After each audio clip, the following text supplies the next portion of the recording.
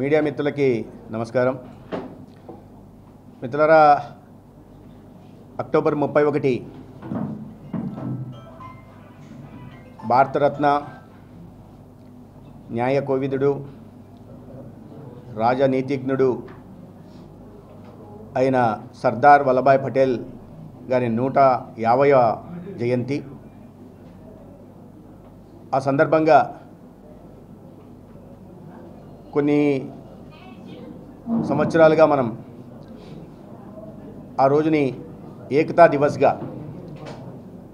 ఐక్యతా దినంగా జరుపుకుంటూ ఉన్నాం. అయితే ఈసారి 150వ జయంతి కావడం వల్ల ఈ కార్యక్రమాన్ని అధికారికంగా కేంద్ర యువజన క్రీడా శాఖ అధికారికంగా నిర్వహిస్తూ ఉంది. దీంట్లో భాగంగా మై భారత్ అనే ఒక పోర్టల్ని స్టార్ట్ చేసి వీటిలో ఎన్ఎస్ఎస్, ఎన్సిసి, తర్వాత భారత్ స్కౌట్స్ అండ్ గైడ్స్, ఇతర యువజన సంఘాలని, ఎన్జిఓలని భాగస్వామ్యంతో దేశవ్యాప్తంగా ఆ రోజు అధికారికంగా కార్యక్రమాలు నిర్వహించడం, ఏకతా యాత్రల్ని చేపట్టడం, ప్రజల్లో సర్దార్ వల్లభాయ్ పటేల్ గారి పట్ల, వారి సేవల పట్ల, ఈ దేశానికి వారు అందించిన నాయకత్వం పట్ల అవగాహన కల్పించే దిశగా ప్రయత్నాలు చేయడం జరుగుతోంది. అనంతపురంలో కూడా ఆర్ట్స్ కాలేజ్ నుంచి, క్లాక్ టవర్ దగ్గర నుంచి, సప్తగిరి దగ్గర నుంచి, జెడ్పీ కార్యాలయం దగ్గర నుంచి చివరికి కోర్టు రోడ్డు పై నుంచి మళ్ళీ ఆర్ట్స్ కాలేజ్ దాకా దాదాపు 5 కిలోమీటర్ల యాత్ర ఆ రోజు కొనసాగుతోంది. దీంట్లో అధికారికంగా ప్రజాప్రతినిధులు, జిల్లా కలెక్టరు, ఇతర అధికారులందరూ కూడా పాల్గొంటున్నారు. ఈ కార్యక్రమంలో పెద్ద ఎత్తున యువత ప్రజలు భాగస్వామ్యం కావాలని కోరుతున్నాం. ఎందుకు చేస్తున్నాం ఈ కార్యక్రమాన్ని అంటే మనందరికీ తెలుసు, సర్దార్ వల్లభాయ్ పటేల్ గారు ఓ స్వాతంత్ర సమరయోధుడు. స్వాతంత్ర ఉద్యమంలో అత్యంత కీలక పాత్ర వహించి ఈ దేశానికి స్వాతంత్రం సిద్ధించడానికి, ఈ దేశంలోని ప్రజలు స్వేచ్ఛావాయువులు పీల్చడానికి కారణమైన వారిలో వారి భూమిక అత్యంత కీలకం. అదేవిధంగా ఒక సామాజిక సంస్కర్తగా, సంఘ సంస్కర్తగా, న్యాయ కోవిదుడిగా వారు అత్యంత సేవలు అందించారు. ఈ దేశానికి మొట్టమొదటి స్వాతంత్రం వచ్చిన తర్వాత మొట్టమొదటి ఉప ప్రధానమంత్రిగా కూడా వారు విశేషమైన సేవలు అందించారు. అయితే అన్నిటికన్నా ముఖ్యంగా మనం చెప్పాలంటే ఇవాళ ఐక్యత, సమగ్రత, సార్వభౌమాధికారం గురించి మనం భారతదేశంలో మాట్లాడుకుంటున్నాం. ఇవన్నీ సాకారం కావడానికి ప్రధాన నాయకుడు ఎవరన్నా ఉన్నారా అంటే అది ముందు సర్దార్ వల్లభాయ్ పటేల్ గారిని చెప్పాలి.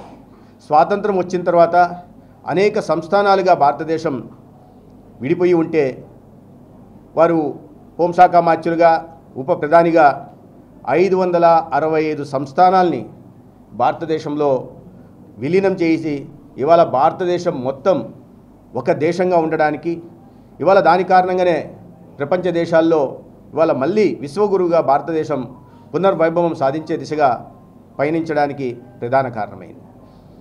ఒకే ఒక్క సంస్థానం ఆనాటి ప్రధాని తీసుకోవడం జరిగింది, విలీనం చేసే బాధ్యత జమ్మూ కాశ్మీర్ సంస్థానాన్ని. అనేక కారణాల వల్ల అవాళ అది విలీనం చేయకపోగా దానికి ఒక ప్రత్యేక ప్రతిపత్తి కలిపి ఒక ట్రాన్సిటరీ ప్రొవిజన్ తీసుకొచ్చి ఆర్టికల్ 370 తేవడం వల్ల ఇవాళ ఆ ప్రాంతం కొన్ని దశాబ్దాల పాటు అత్యంత వెన్నకపాటుకు గురైంది, అత్యంత వివక్షకు గురైంది. ఆ రాష్ట్రంలో ప్రజలకి స్వాతంత్రం వచ్చినప్పటికి కూడా స్వేచ్ఛావాయువులు పీల్చే అవకాశం కలగలేదు. అక్కడ రిజర్వేషన్ లేకపోవడం వల్ల ఓబీసీలకు కానీ, ఎస్సీలకు కానీ అత్యంత అన్యాయం జరిగింది. మహిళలకి ఆస్తిలో హక్కు లేకపోవడం, పాకిస్తాన్లో ఉంటున్న వ్యక్తిని, ఆ మైనార్టీ వర్గానికి సంబంధించిన వ్యక్తిని వివాహం చేసుకుంటే ఆస్తిలో హక్కు ఉంటుంది.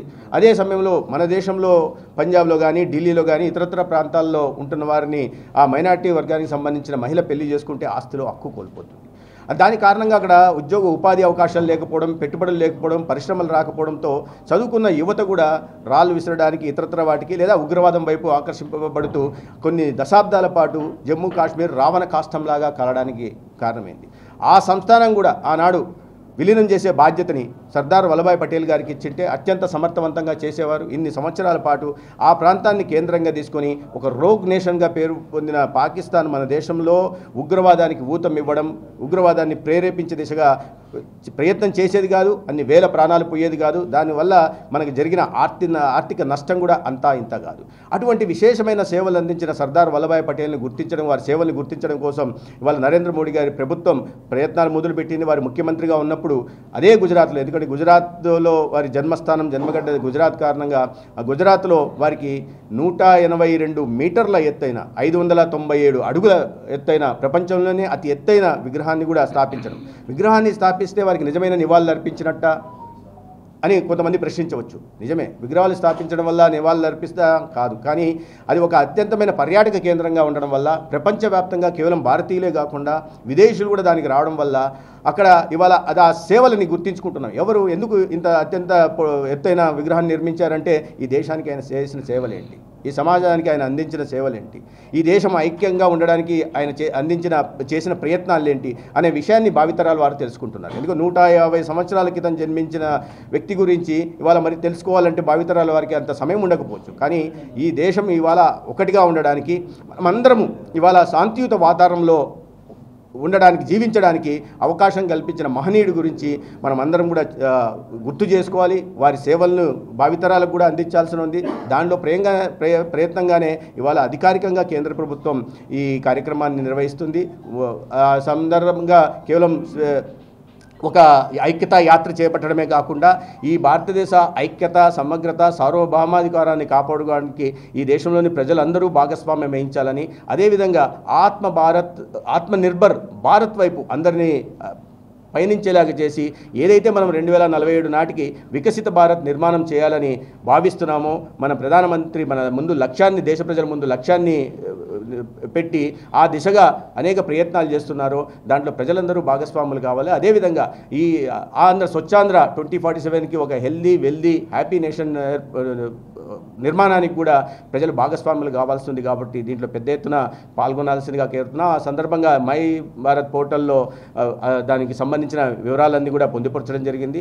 ఆ పేజీకి వెళ్తే యువత ఒకసారి వెళ్తే వారి జీవితం గురించి తెలుసుకునే అవకాశం ఉంటుంది, వారు చేసిన త్యాగాల గురించి తెలుసుకునే అవకాశం ఉంటుంది, వారి కారణంగా మనం ఇవాళ ఎంత స్వేచ్ఛాయుత వాతావరణంలో జీవిస్తున్నామో తెలుసుకునే అవకాశం ఉంటుంది. ఈ సందర్భంగా కేవలం యాత్ర మాత్రమే చేయడం మాత్రమే కాకుండా అనేక రకాలైన ఇతర పోటీలు కూడా యువతకి, విద్యార్థులకి నిర్వహించడం జరుగుతుంది. దాంట్లో ఒక యూజర్ ఫ్రెండ్లీ పేజ్ అది.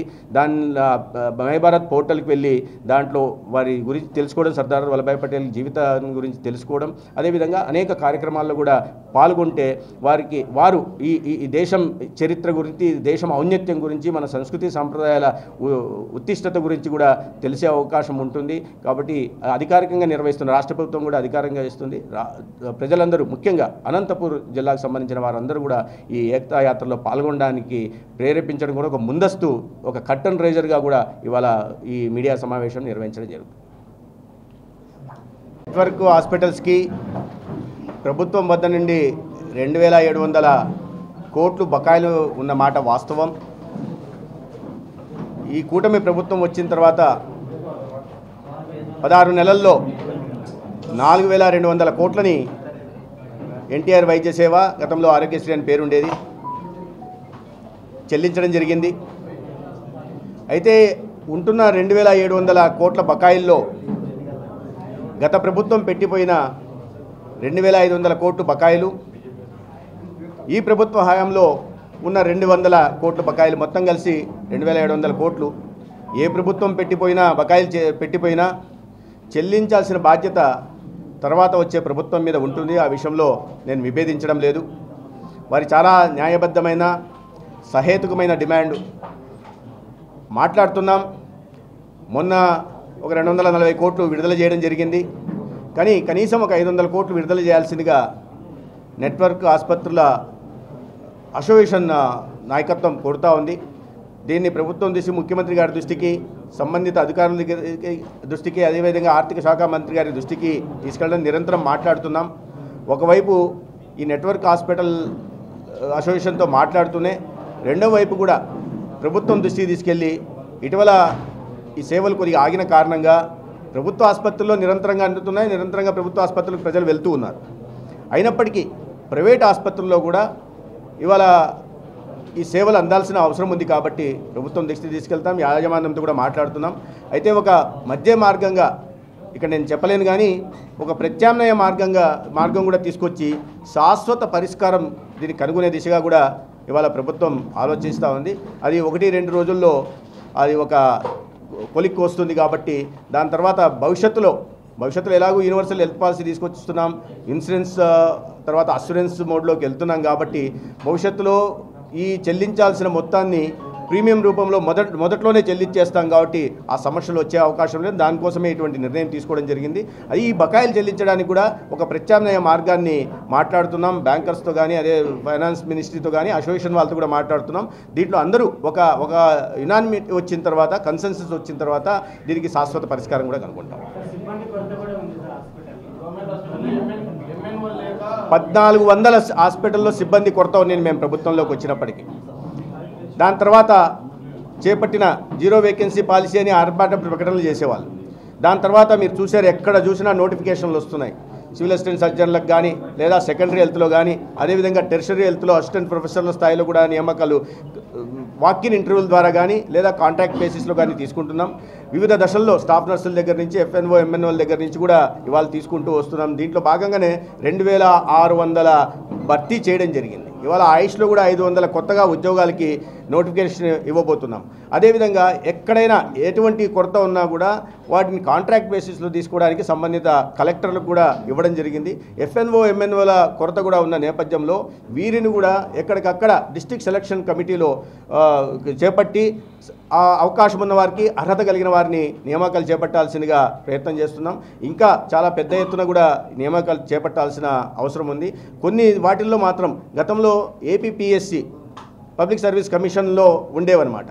ఈ ఆయుష్ కానీ లేకపోతే IPMలో కానీ ఫుడ్ సేఫ్టీ విషయంలో కానీ లేదా డ్రగ్ కంట్రోల్ అడ్మినిస్ట్రేషన్ విషయంలో వీటిల్లో కూడా ఇబ్బందులు ఉండేవి. APPSC అంటే దానికి నోటిఫికేషన్ ఇవ్వడం కొన్ని సంవత్సరాల పాటు పడుతుంది కాబట్టి దాన్ని కూడా మా AP మెడికల్ సర్వీసెస్ రిక్రూట్మెంట్ బోర్డుకు కూడా దాన్ని బదలాయించాల్సిందిగా గౌరవ ముఖ్యమంత్రి గారిని మేము కోరిక మేరకు వారు కూడా దానికి కొంత నియామకాలు చేపట్టడానికి కూడా అవకాశం ఇచ్చారు. కాబట్టి ఆ నియామకాలు కూడా త్వరితగతిన పూర్తి చేయడమే చేస్తాం. ఇవాళ సెకండరీ హెల్త్లో 244 మంది ఇన్ సర్వీస్ PG కోటాలో చదువుకున్న విద్యార్థులు ఎవరైతే ఉన్నారో వాళ్ళు, డాక్టర్లు అయితే ఎవరు ఉన్నారో వాళ్ళు ఇప్పుడు బయటకు వస్తున్నారు. నవంబర్లో వాళ్ళందరికీ కౌన్సిలింగ్ చేసి సెకండరీ హెల్త్లో ఎక్కడ కూడా ఎటువంటి ఇది లేకుండా చూస్తాం. 117 PSCల్లో 117 డాక్టర్ల మాత్రమే కొరత ఉంది.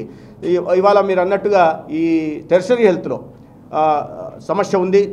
అసిస్టెంట్ ప్రొఫెసర్లు, అసోసియేట్ ప్రొఫెసర్లు తగిన స్థాయిలో లేరు. అందుకని వాకిన్ ఇంటర్వ్యూలు నిర్వహిస్తున్నాం. రెండో వైపు ఈ లాటరల్ ఎంట్రీ ద్వారా కూడా సెకండరీ హెల్త్ నుంచి టెర్షరీ హెల్త్కి కూడా నియామకాలు చేపడుతున్నాం.